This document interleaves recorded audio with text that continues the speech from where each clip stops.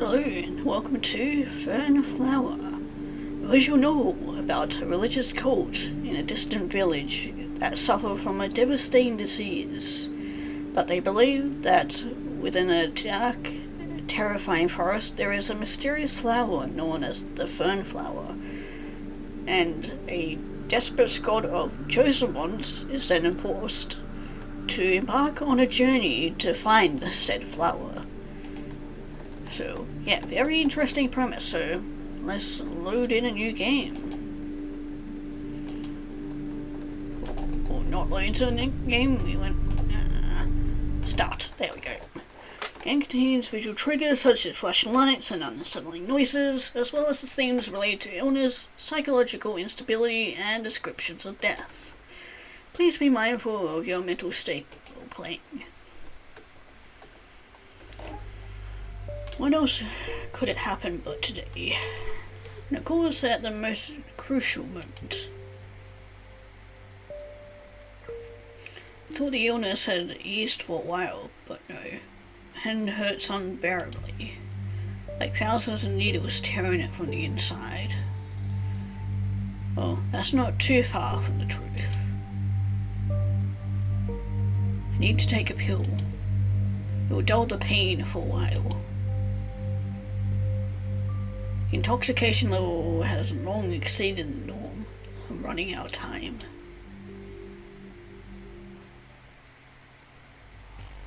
Day has come, the sacred day. Day of blossom, the day of salvation. Sing your songs, honor the heroes. The path will be thorny, yet their goal noble. To bring salvation to our homes. To bring the Fern Flower. Drew's voice rang out deep and majestic, as if myriads of voices had merged into one otherworldly hum. Each word seemed to sink into me, making my heart pound faster and my head spin. Perhaps it was all just a festival atmosphere, with its monotonous songs and the dancing around the ritual fire. And Druid's voice, distorted by the sound relay, made everything feel unreal.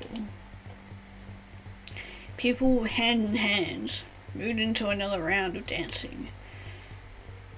Someone tossed more brushwood onto the fire. A sharp wave of pain swept from my arm to my shoulder. Nearly blacked out, but managed to stay on my feet. Hey, are you okay? I'm fine. I see. I feel a bit sick too from all this smoke. The ceremony is almost over. Hang in there. Lifted my head. A little behind me stood a tall, dark-haired girl with pale skin and sorrowful eyes. She was nervously twisting a half-heart pendant that hung around her neck. Thanks. The girl no longer looked at me. Distant gaze was fixed on the forest. It was like she could see something there. Something that no one else could. Glanced around trying to take in the other members of the expedition. Two of them stood beside me. Once I knew well. Well, I'm not going to try to pronounce that name because I don't know how to pronounce it.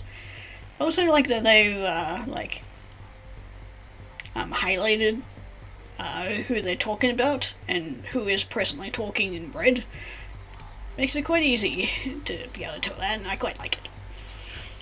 Tall, broad-shouldered guy with a stern, far too cold gaze with someone so young. Used to be friends, hanging out together as children, hold the irony, plain fern seekers. Who knows, maybe we still be friends if not for that horrible day. The other was a middle-aged man with a kind face and a touch of grey in his hair. His worried look drifted across the crowd. Then his face lit up and he waved to someone. A small shadow broke from the crowd and waved back. In your hands, our fate. In your hands, our lives. So this is our team. Next few days, perhaps longer, depending on the blossom time, we'll spend them together. And even that already feels like too much for a recluse like me. The only thing that keeps me together is my No, our shared purpose. Find the Fern Flower in this cycle. Listen to the whisper of your heart and you'll reach your goal. May the power of Fern protect you. Well then, the time has come.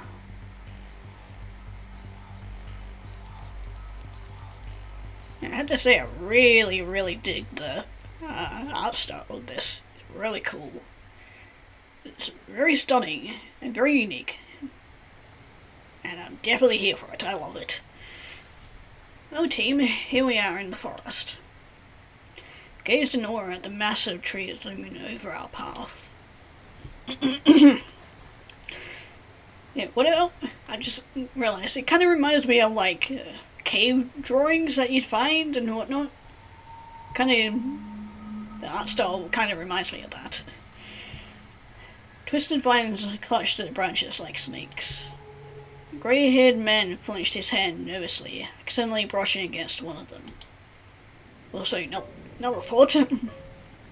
But yeah, kind of like playing out of like a story that you see along with the cave drawings. Like you'd see, I'm trying to find the right word, but yeah, on like pictures and videos of people exploring these caves, and they come across these drawings, and a lot of them will tell a story and like of legends and of the heroes and all that sort of stuff. Very fitting for a game like this. Catching my glance, he spoke. By the way, I'm Petro. Never really got a chance to talk during the lot drawing and the ceremony. So, who are you? Don't recall seeing you in the village.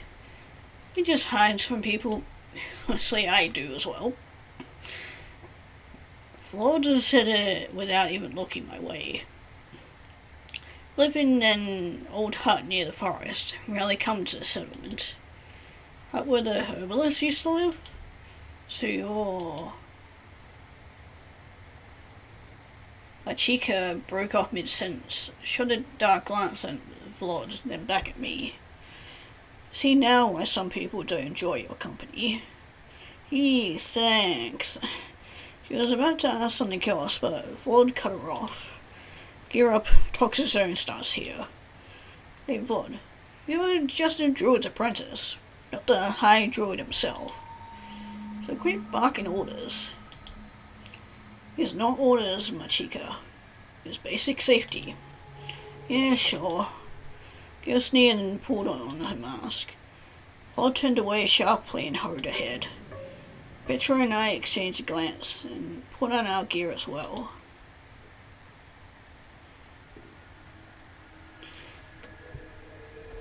Okay, red eyes definitely give off a very creepy vibe. Inhale, exhale. Guessing that must be the light from our masks. For a few seconds my head was spinning. Oxygen filters in our masks were outdated. Stench of rotten micro-circuits filled my lungs with something foul and unnatural. I wanted to rip off the mask and breathe fresh air, even though it was heavy with toxic pollen. Inhale, exhale. Oh, we even got little face portraits now. Cool, I like it. Copy, do you hear me? Loud and clear, all good. Actually, it wasn't. Hair was still light, but the body would adapt soon. Main thing was to keep the intoxication level low. Okay, I don't like that hers is very glitchy. The radio keeps buzzing, lots of static. Indeed, Machika's voice breaking up. Radios looked far too old and neglected. Nobody cared whether they worked. Not a good sign. I had to warn my teammates. Luckily, this effect is caused by spore gas released by some... whatever the fuck science word is that. Seeps into the circuits and oxidizes them. Try not to use the radios unless necessary. Everyone stares at me in surprise. You are not such a simple hermit after all. I was surprised by their stern gazes. I wasn't used to so much attention. Hey, what the heck? Get off me. all turned of blood. Didn't touch my leg just now. Felt alive. There are no animals here, only forest monsters. Do not stand still for too long. Let's move. Petrie turned sharply and took the lead down the path. Hurried after him. Glanced at the intoxication level, still with normal range. I didn't want to stay here long. Not because of the forest monsters or religious fairy tales. The real threat was the heavy pollen. It could trigger anything, from nausea to hallucinations. See the sign, the ribbon, we're on the right path. You also notice that a few of the other trees are marked with red as well. It's just the type of trees that they are. Kind of like with birch wood, where they've got like the black streaks on them. Yes, as the High Druid said, every pure of heart and soul, sacred ribbons show the true way. Did the Druid also tell you where that true way led the last expedition? Or are you going to stay silent like your daddy? No, I couldn't do anything. Do you think I don't blame myself every damn day? Couldn't or didn't want to. Should have gone after the team, but instead we're chasing a great damn fern. Hey, Chica, don't forget, this flower is our salvation. Salvation? There's even anyone left to save? Petro froze in shock. Not looking back, Machinka strode ahead. I understood her. Lost of a loved one leaves an eternal emptiness inside. Hurried along the path, studying plants around me. It's probably the first time I'd gone this deep into the forest. Usually I gathered the herbs in the small grove near my hut, enough to brew a decent antidote. But here the plants were definitely more interesting, more diverse. Maybe I could even collect some. Examined every bush, waiting for the right moment to secretly pluck a sprout when no one was looking.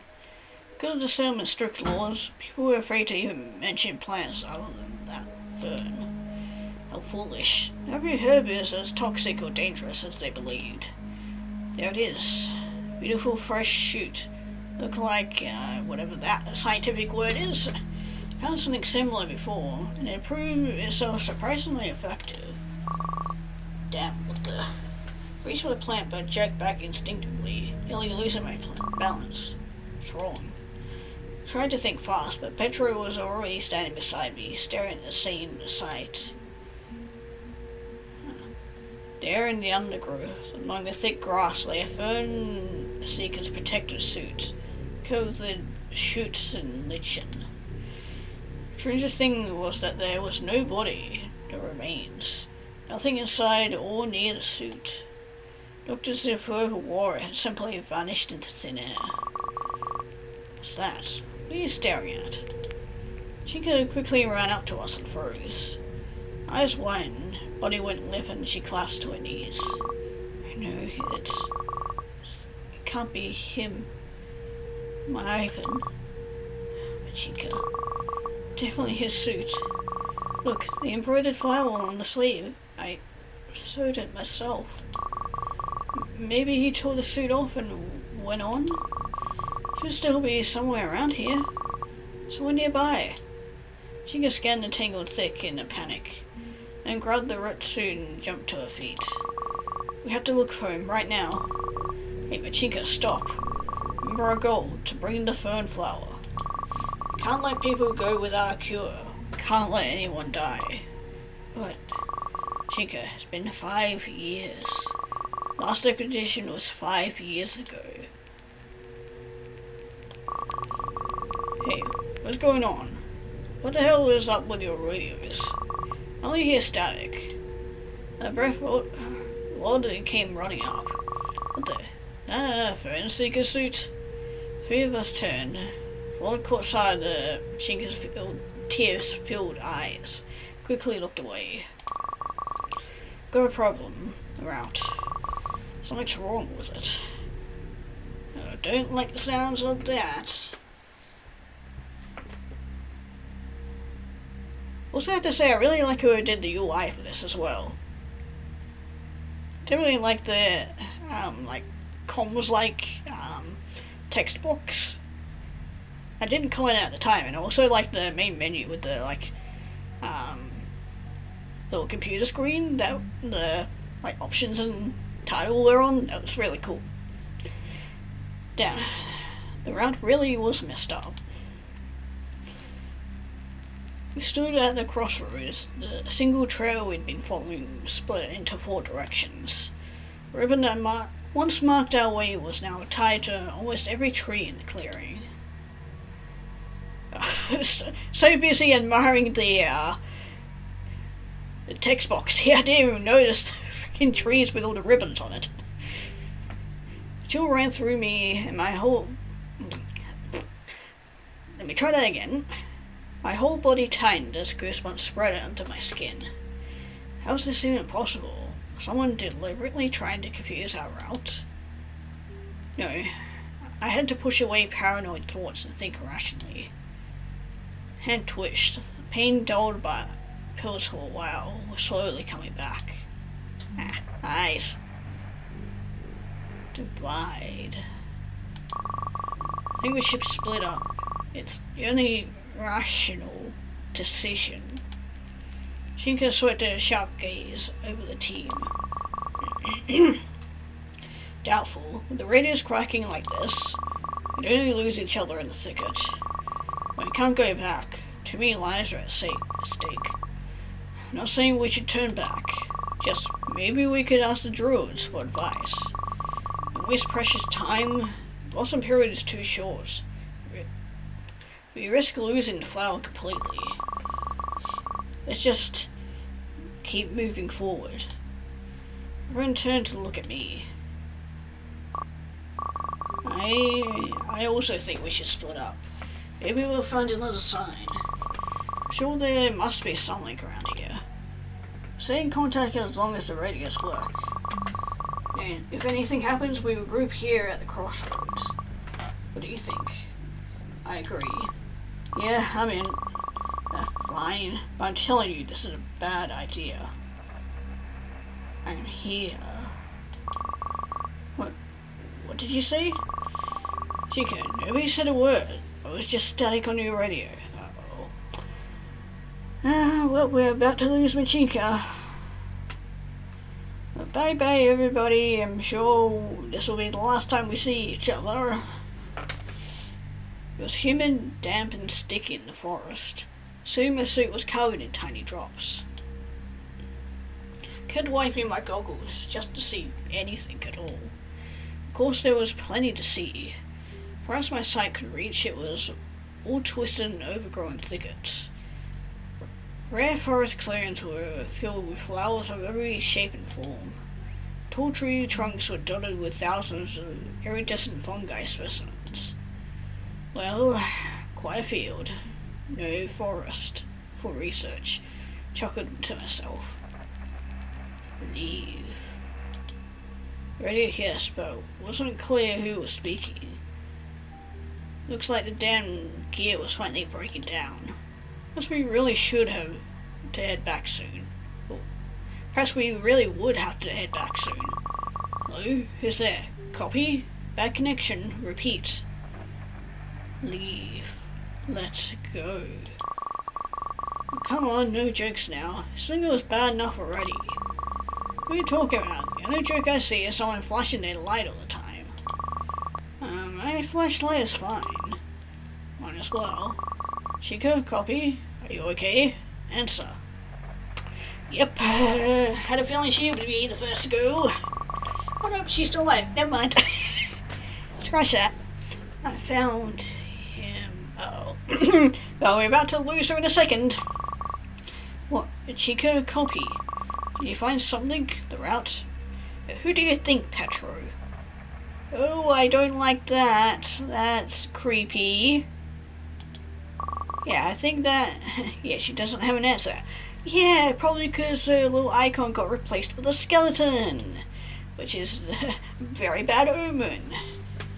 And potentially foreshadowing what has just happened to her. That's bad. I lined my goggles and looked around, straining my sight into the thick forest. There, caught a faint flashlight in the distance. Found a blinking light southwest of me. Do you see it? Copy. Smooth. It doesn't look too far. Are you sure that's a good idea? What if it's a trap? Some evil spirit tricks? Come on, Vlad. We're all here to save our people. Chica is one of them. Let's go. Maybe we spread too far apart and the signal couldn't reach anymore. Tried to snake off my anxious thoughts while pushing through the tangled undergrowth. There are no evil spirits after all. It's just the forest. Just a forest full of toxic, strange, and dangerous plants. We'll soon see about that. No, my Chica. Petra's voice was raw and desperate, and I was already close. Through the shadows of the trees, I could see him waving his arms frantically. I rushed towards him. Bursting out of the thickets, I realized what had shaken Pedro so much. Beyond the clearing, choked with thorny shrubs, stood my Chica. Protective mask lay discarded on the grass. Black towel-like hair spilled down her shoulders. And the strangest thing was, she was smiling. Face glowed with joy. Chica, what are you doing? It's dangerous. Put that mask on. Petra was shouting, thrashing hopelessly in the thorny branches that held him back. Another minute, and his protective suit would be ripped to shreds. Come on, Petra, just stay still for a second. Chica, she'll die like this. My Chica. My Chica neither saw nor heard us. She only smiled, closed her eyes, and took a step forward, a giant tree that towered over the clearing. For a moment, I thought I saw someone's face among its moss-coloured branches. At last, I found you, love. Faint voice was fading, yet we understood her words. Suddenly the tree shredded, or shuddered. Its branches quivered, then slithered like snakes towards my Chica. One more step and her body was swallowed by a writhing cocoon. And it was over. No branches, no snakes, no part of Chica. Just a tree standing silent, as if nothing had happened. And this definitely gives me interstellar vibes. Finally I pulled Petra free from the prickly grip of the thicket. Both rushed into the clearing. Petra dropped to his knees where my Chica had stood only a moment ago. Picked up her protective mask still laying on the grass. Shoulders shook silently. Chica, I was supposed to take care of her. After Ethan died. After my brother, Ethan went after the Fern Flower and never came back. I swore I'd protect her at any cost. But I failed. Petra, I'm sorry. Knelt there, clutching my Chica's mask with trembling hands. I should give him a moment. Well, let's just hope that, in the end, she is now reunited with her love. Staying here too long was dangerous. Glanced at the silent tree that had devoured my Chica. All of a sudden, a cold metallic glint flickered in its leaves. I looked closer, I could see two pendants tangled in the branches. They're sad. Two halves of a heart.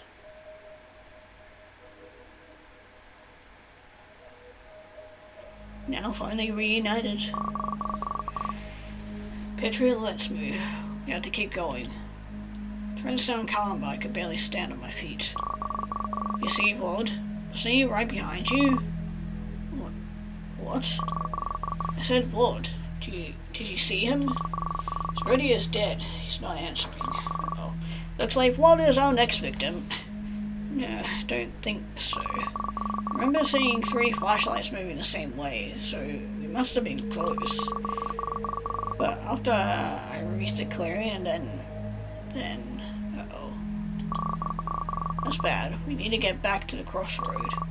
Maybe Vlad is waiting there. Uh-oh. Do you hear that? Could be Vlad trying to contact us. Let's hurry up. Petra walked ahead, casting a distracted gaze around. Oh. Otherwise, Petra could be our next victim. It seems that this forest seems to prey on those who are emotionally vulnerable. And Chinka was definitely that, because she was missing her husband. And now Pedro is up for claims now because he not only lost his brother, but lost his brother's wife, the one he swore to protect, so I was still shaking, but tried to keep it together. But what the heck was it back there? Carnivorous plants? Hallucination? Monsters? No, I had to focus. Instead of buying time, we lost it. Worse, we lost part of the team. Maybe if Lord had been right, should have turned back then. I accidentally touched a giant root. Pain shot through my hand. Right. Pulled a small dark jar from my pocket. Time to take another pill. Let me guess, we take eyes off Pedro suddenly disappears? Oh no, we still got him with us. What's wrong with this forest? We were following the right path. Where did this swamp come from? I have no idea. The crossroads was supposed to be. Foggy, overgrown swamp stretched to the horizon. So it's one of those types of forest that likes changing on a whim. Nearby lay a broken tree with a ribbon tied around its thick trunk. No sign of Lord. Radio went silent. Yeah. Try that again. Radio was still silent. Yeah, but at least we found the route. And it leads into a swamp. Looks like Petro's radio was starting to malfunction. Oh god, do we really have to go into the swamp? You really think that's a good idea? Dark, damp mud scorching the foot. Yeah. And also, how do we know that if the forest is able to change on a whim, how do you know that it's not the forest also planting these ribbons on the trees to make us confused and go in the wrong direction so it can swallow us up? Well, we're about to soon find out. The suit was completely soaked, and with every step water crept inside. Water lilies and algae clung to my clothes so much that I looked like a forest monster myself. Water was thick like jelly. Every step took a huge effort. Petru had walked far ahead, pushing apart the swampy thicket. He looked incredibly stalwart and focused. There was no trace left of the desperate man who had been sobbing back at the clearing. Hey Petru, are you sure we're on the right track? Sure. See, there's a cave up ahead, no doubt. We should head this way. I can even see the markings on that tree. I tried to look, but all I could see was an endless foggy swamp. Uh-oh. Time to have hallucinations. That's not a good sign. Suddenly the small glowing sprout popped up out of the water. Then another. And another. Oh hi. The whole swamp began to glare with cold flickering lights. And also flashbangs. What are you saying? Worry not, hand will be fine. I will help you. Petro? Wave of icy cold hit me like someone pouring freezing water over my head. What the hell is he saying? How does Petro know about my sore hand? Uh-oh. That's not a good sign. Last time we saw that, we lost Machika. Alright, everything will be fine. Daddy's here. Oh, he's not talking about us. Daddy will bring the Fern Flower and your hand will stop hurting. Come here, my little one. Well, bye-bye, Petra. It was nice getting to know you. Whatever short amount of time we knew you. Froze. No, not again. Petra rushed toward one of the glowing flowers. Gently as it were a child, he tried to hold the plant. It almost slipped out of his hands. Petra hugged it tighter. Daddy's here.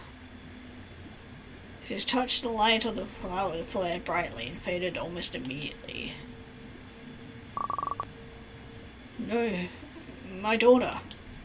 Petra clutched the faded flower desperately. One by one, the shining plants around us began to dim. Meanwhile, the water started to seethe and swirl. I could barely keep my balance. Petro, drop the flower and come back. It's not your child. I'm coming to you. Do you copy, Petro? Yep, he doesn't copy. He doesn't hear us. Silence. Had to bring him to his senses. Looks like the vegetation here was far more aggressive than I expected. Richard's figure was barely visible in the swamp mist. Hurried forward as fast as the seething water let me. Suddenly, something brushed against my leg. Fish? Amphibians? No, nothing like that could live here. Apparently something does. And then I saw it. Swirling water emerged claw-like hands draped in algae.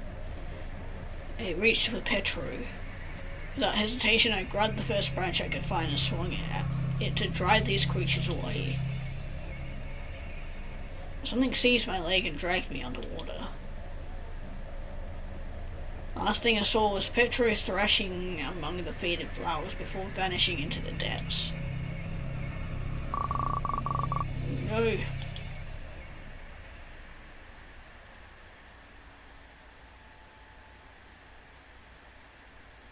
Oh, hi. I opened my eyes. A dark, massive figure loomed over me. Protected mask and goggles lay nearby. Eyes, nose, and mouth were filled with stinky swamp water. Coughed hard and inhaled humid air. Oh, hey, Vod, you're actually still alive, somehow. Hey, wake up, buddy. Holy druids, I thought you were gone. Vod? Here, take this. Put it on quickly before it's too late. I grabbed my gear and shoved them into my hands. Put the gear on in a hurry. Better? Vod, where have you been?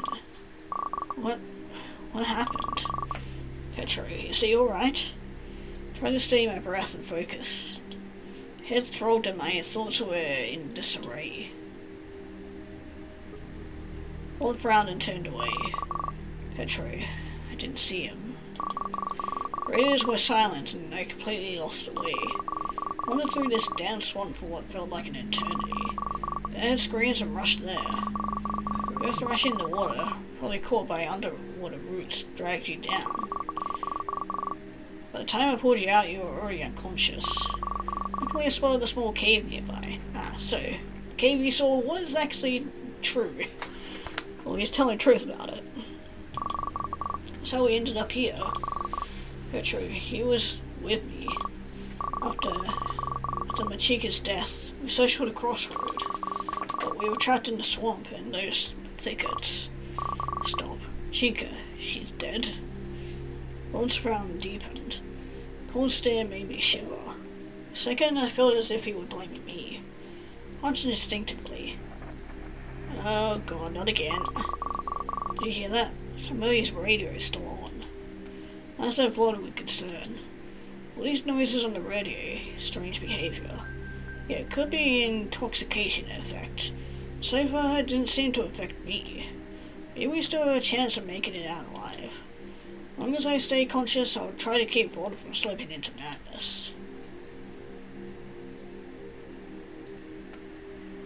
In an effort to stand up, accidentally leaned on my sore hand and nearly howled out in pain. My illness. Things are looking really bad. I need to take another pill. Wait, of course, that must be it. Don't struck me. Maybe that's the reason. While I'm getting something extra, I didn't dull the pain. It slowed the toxin down too. Pulled a little jar from my pocket. Damn, only 2 left. I have to keep moving. First, let's find a way out of this cave. Hopefully not back into the swamp. Well, that we'll look for some kind of signs or markers. Hey, how are you? Think you can walk? Push myself up, unsteady on my feet. I think I can.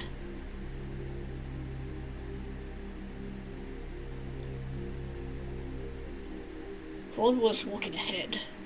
His hesitation in his steps, feeling of doubt and confusion. Sometimes he was marching forward with resolve, freezing, staring into the dark depths of the cave. I've never seen him like this before. Usually he was confident, maybe even a bit arrogant. He was looking strong and determined. But not now. cave air was cold and damp. The soaked soup clung to my skin and it chilled me to the bone. I needed to warm up. There was nowhere to hide from the cold. The cavern was huge, more like a graveyard of petrified trees than a dungeon. Every step echoed like 1,000 voices.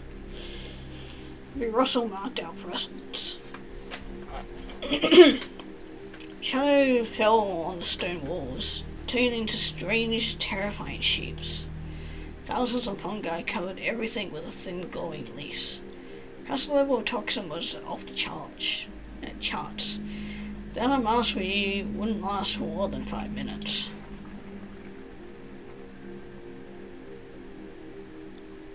Glanced at Vlad.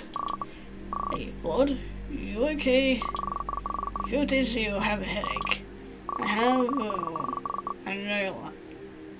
I know you don't like this stuff, but I have medicine. It can help against intoxication.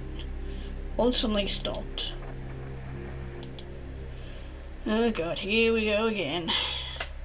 Stayed silent. Couldn't see his face. That made it even creepier.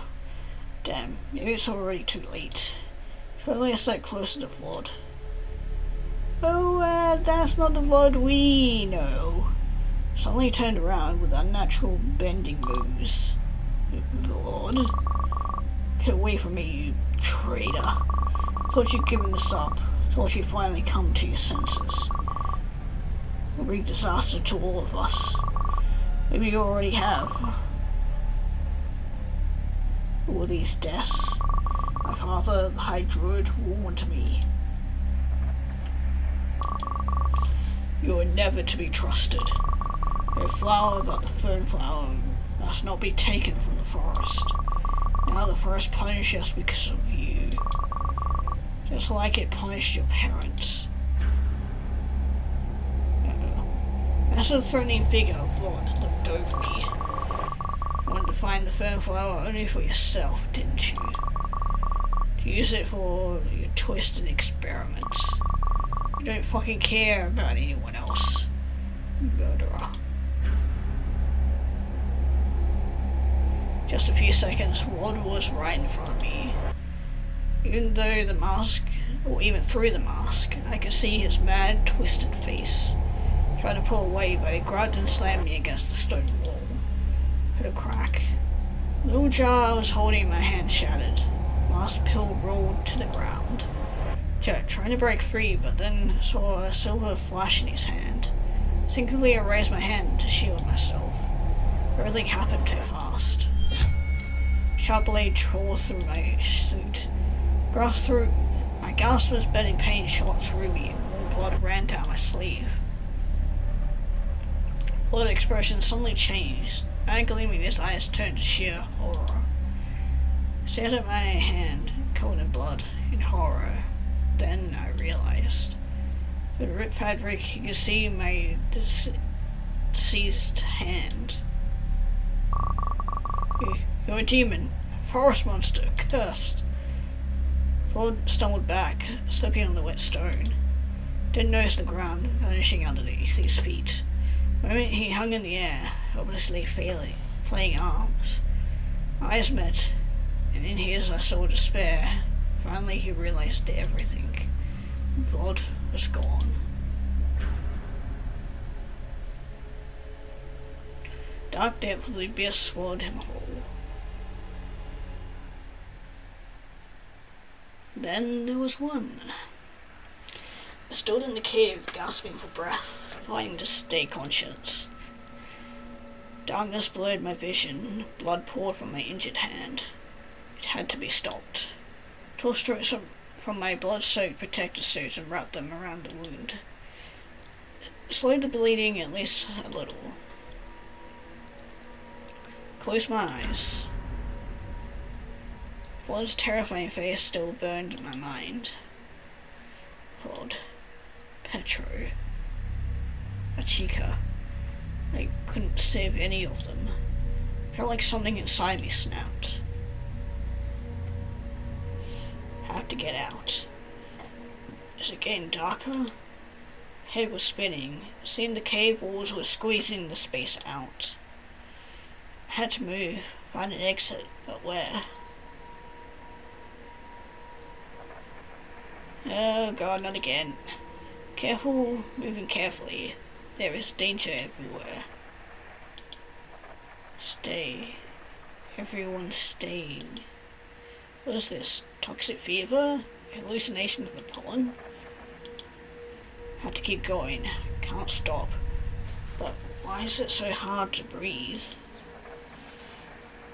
You left everyone behind. It's your fear. It's your sin. My head is about to burst. Whispers. Whispering on the radio. No, whispering in my head. It's your fear. It's fear. Fear. Can't take it. I should take off the mask. I can't. It hurts. Falling.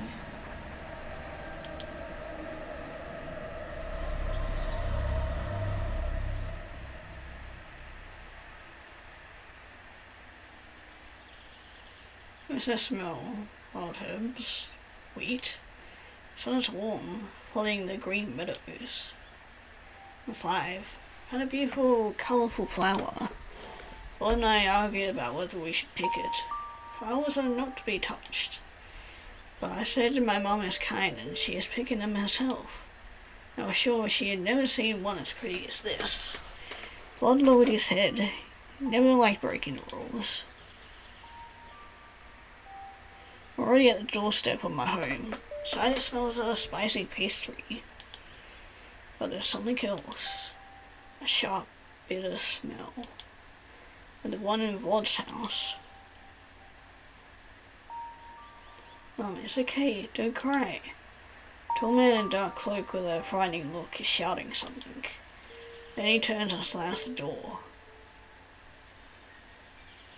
Mum, don't cry. Look, I found a beautiful flower for you. What's that smell? Forced my eyes open. Dim cold light revealed the outline of an old abandoned room. Rusty metal table, a few broken chairs with a strange mechanism, a shattered glass cabinet. All this furniture looked odd and unfamiliar. Never seen anything like it. The walls hung scraps of half-rotten papers. Everything was covered in thick greenery, but not the kind you see in the forest. No glowing spores, no poison shoots, no toxic pollen. It smelled fresh. Right. I reached for my face. I'd taken on my protective gear. Inhaled deeply. Breathing was easy, and my head began to clear. Tried to stand up. Again, on the cold wall, I managed to get to my feet. I swayed a little, weak from the blood loss. Glanced at my injured hand. Bandage was almost gone. No fresh blood, only dry, thin, dark traces on the skin. Now I understand why Vod was afraid. Anyone would react the same way if they saw my cursed hand. It looked more like a twisted root covered with forest growth than a human arm. Pale green sprouts broke through the dark in the skin, and thin veins wrapped it in a white lace of tiny flowers. It's almost beautiful in a way, but most people would disagree. Such a mutation meant one thing: the forest plague. In my hand, there was no pain. Strange, considering the recent wound. Look closer. Damn. Wound had gone. The cut from Vlod's knife had been overgrown with green shoots. A few young stalks had stitched the skin together. I was stunned. Maybe we were wrong about the nature of this disease and this place. Looked around.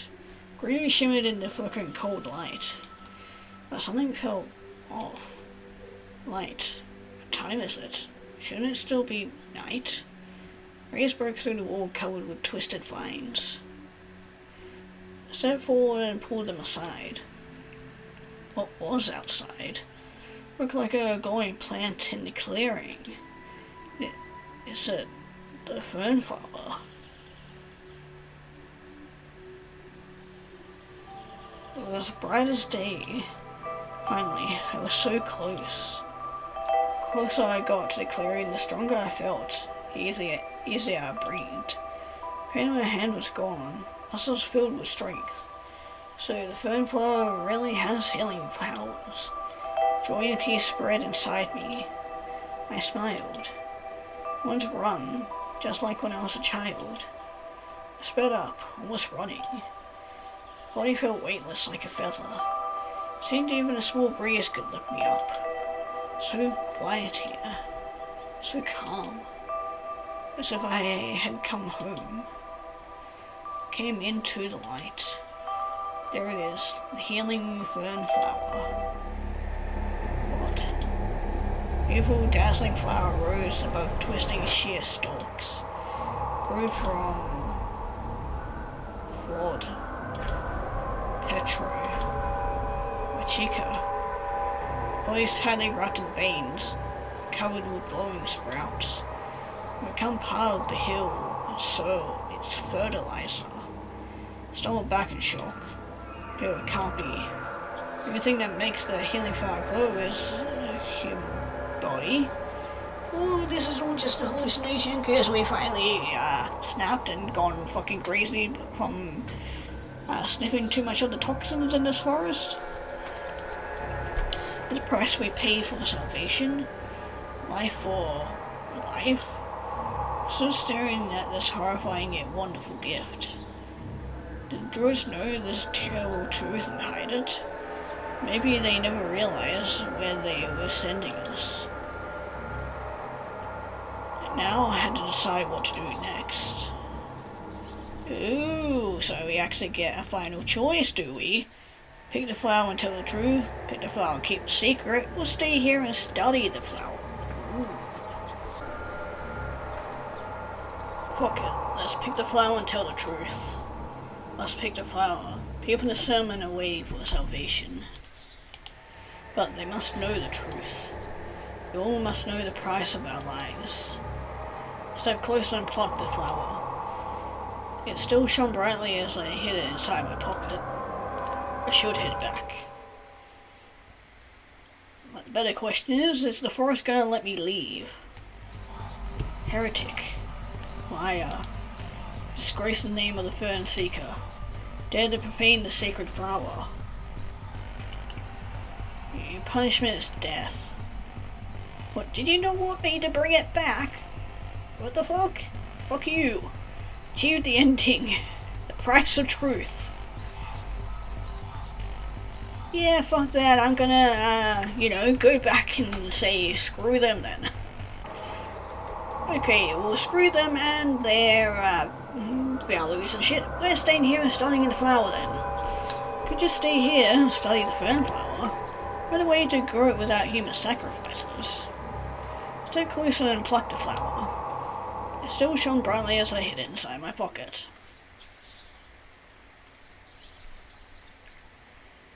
Day 3428. Okay, we've been here for a while. Today I couldn't manage to get out of bed. Right leg is completely stiff. Can't even bend it. Sprouts grow through my skin fast every day. Wrap around my body as if trying to consume me whole. There ain't much time left.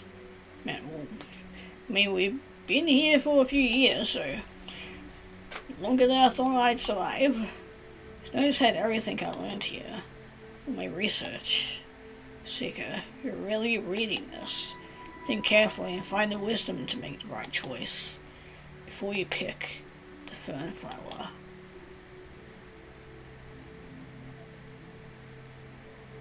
Okay, I definitely like that ending better. Price of research. I'm gonna let you guys see what that last ending is. So if you guys want to see it for yourself, can find the game, or the link to the game in the description below. But man, that was awesome. I loved that. That was an awesome story. Like, writing was phenomenal. Though, from what I read on the itch.io page, English is not their first language, which is, holy fuck, this was well written. Besides, like, a couple of spelling mistakes and whatnot, this was really well done. And just the visuals on this, the music that they did for this, everything was fucking top notch on this. I loved it. And from what I have also read, they plan to expand the lore on this, so fuck yeah, I'm down for that. If they ever make another game with this, I am definitely down to play it and read it, because this was really interesting. I really like this concept. So yeah, that will be ending it off here, and as they always say, never fuck with nature, because it can just as badly fuck you over.